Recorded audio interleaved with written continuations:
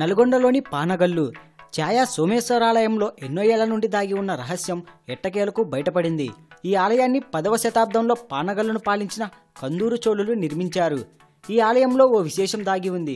దేవాలయం గర్భగుడిలోని మూల విరాట్పై సూర్యుని గమనంతో సంబంధం లేకుండా ఎప్పటికీ కదలకుండా ఒకే స్థానంలో ఒక నీడ ఉంటుంది.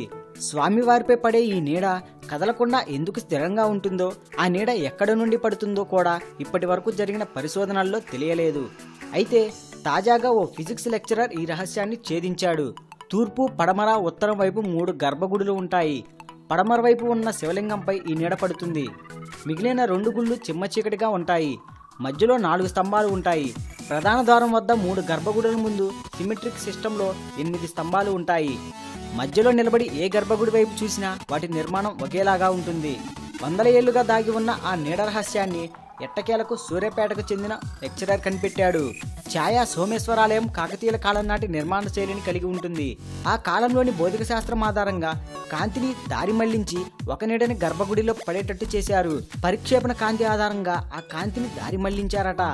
దీంతో వెలుతురు ఉన్నంతసేపు గర్భగుడిలో నీడ ఒకే స్థానంలో కదలకుండా ఉంటుంది.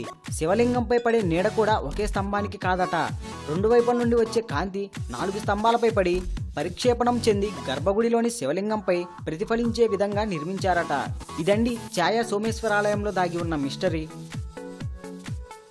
ఈ వీడియోపై మీ విలువైన కామెంట్స్ ని మాతో షేర్ చేసుకోండి. అండ్ ఇంకో విషయం, సబ్స్క్రైబ్ చేయడం మర్చిపోకండి.